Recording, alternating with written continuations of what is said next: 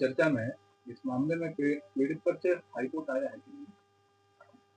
जी, इखलाक खान मामले में जो कि मॉब लिंचिंग केस है डिस्ट्रिक्ट गौतम बुद्ध नगर का, इसमें फर्स्ट इंफॉर्मेंट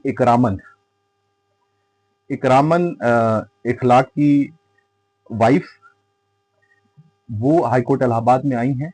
उत्तर प्रदेश सरकार ने सेक्शन 321 की एप्लीकेशन देके और मामले को विड्रॉ करने का प्रयास किया है।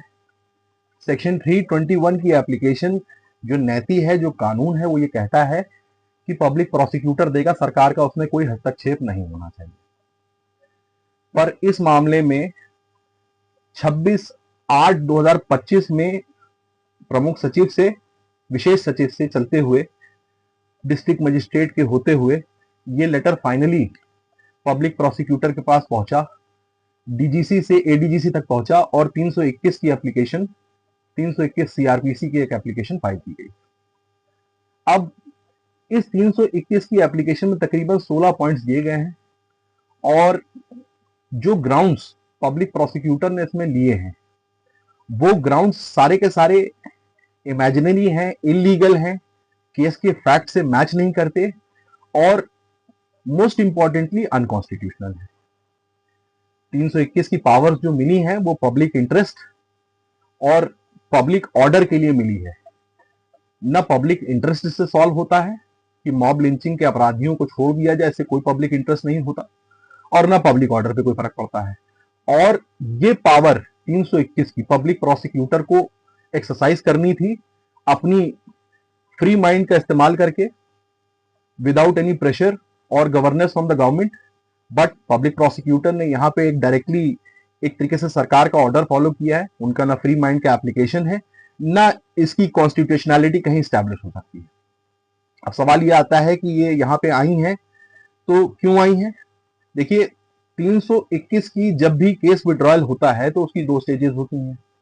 एक वो एप्लीकेशन जो कि पब्लिक प्रोसिक्यूटर देता है, ये स्टेज चैलेंजेबल है 226 यानी रिट पिटिशन में, जिसमें इकरामन आई है, पिटिशनर इकरामन है, मुकदमा फाइल हो चुका है, नंबर्स जनरेट हो चुके हैं।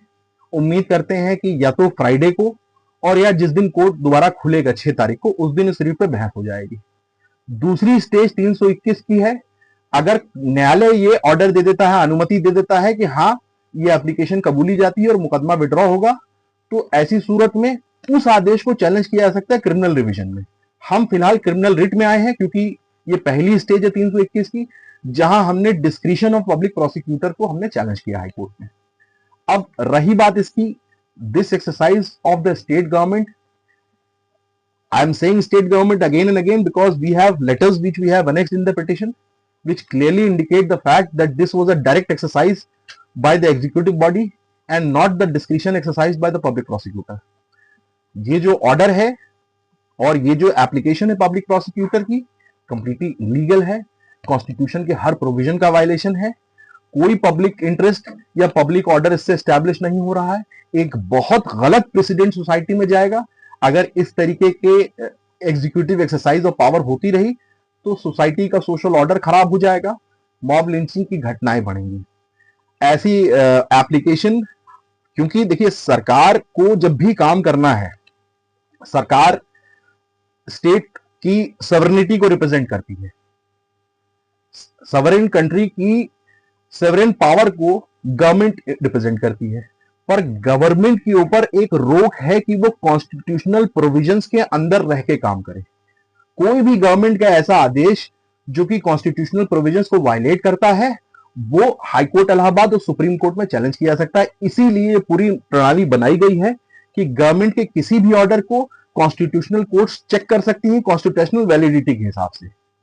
ये order directly politically motivated order है, ये एप्लीकेशन पॉलिटिकली मोटिवेटेड है, पब्लिक ऑर्डर सोशल गुड का इसमें कोई लेना देना नहीं है। इस तरीके की application gross violation of constitution of India है, बैड प्रेसिडेंट सोसाइटी के सामने सेटअप करेगी और मॉब लिंचिंग घटनाएं बढ़ेंगी।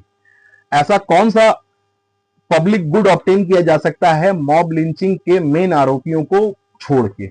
सफिशिएंट एविडेंस है, आई विटनेसेस हैं, पब्लिक प्रोसिक्यूटर ये कह के चलते हैं कि सफिशिएंट एविडेंस नहीं, कॉन्ट्रडिक्शन है, निराधार एप्लीकेशन है, कोई ग्राउंड्स नहीं है, सफिशिएंट एविडेंस है, जितने लोग हैं सबको कन्विक्ट करने के लिए आई विटनेसेस की टेस्टिमनी, पहला टेस्टिमनी हो चुका है।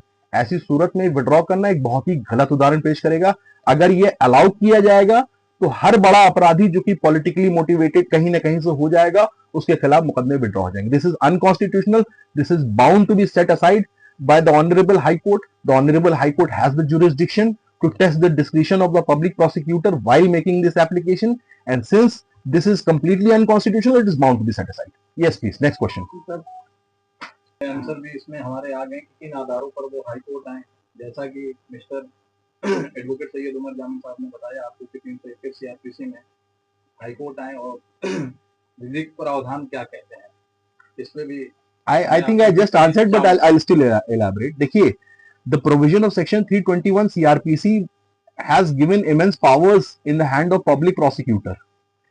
But since the Supreme Court and the Honorable High Courts have the power to interpret the Constitution of India and to interpret any laws to be in line with the Constitution of India, तो कोई भी ऐसा law है जो कि constitutional provisions पे खरा नहीं उतरता, तो उसकी इंटरप्रिटेशन सुप्रीम कोर्ट और हाई कोर्ट इलाहाबाद करेंगी। कोई भी ऐसा लॉ, एग्जीक्यूटिव ऑर्डर और कोई भी एक्सरसाइज ऑफ गवर्नमेंट अगर constitutional principles, basic structure of constitution के अगेंस्ट में जाती है, that is bound to be set aside. अब 321 के प्रोविजन में बहुत सारी पावर्स दे रखी है पब्लिक प्रोसिक्यूटर डिस्क्रिशन एक्सरसाइज करना है, पर लगातार सुप्रीम कोर्ट और हाई कोर्ट के जजमेंट्स ने इस चीज को एस्टेब्लिश कर दिया है कि वो कौन से पैरामीटर्स हैं जिसमें ये एक्सरसाइज करी जा सकती है। सबसे पहला पैरामीटर है कि ये पब्लिक इंटरेस्ट, पब्लिक ऑर्डर के लिए होना चाहिए, सोशल गुड की तरफ एम्ड होना चाहिए, ये पॉलिटिकली मोटिवेटेड एक्सरसाइज नहीं होनी चाहिए।